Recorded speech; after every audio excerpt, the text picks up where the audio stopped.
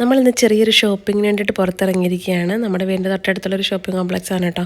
പിന്നെ ഇതാ ഇവിടുത്തെ കാർ പാർക്കിംഗ് ഉണ്ട്. ഇവിടുത്തെ നല്ല ഒട്ടുമിക്ക സ്ഥലത്ത് ഇങ്ങനെ തന്നെയാണ്. എന്നാലും ഒന്ന് കാണിച്ചു തരാമെന്ന് വിചാരിച്ചു.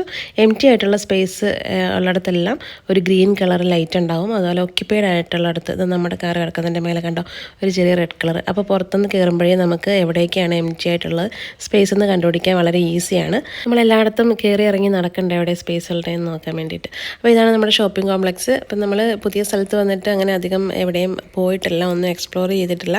കാരണം അറിയാലോ ഡെലിവറിയും പിന്നെ കുഞ്ഞാവേനെയൊക്കെ വെച്ച് അങ്ങനെ പോകേണ്ടതുകൊണ്ട് നമ്മളിങ്ങനെ ഒന്നും പോയിട്ടില്ല കേട്ടോ. ഇപ്പോഴാണ് എല്ലായിടത്തും ഒന്ന് ഇറങ്ങി തുടങ്ങുന്നത്.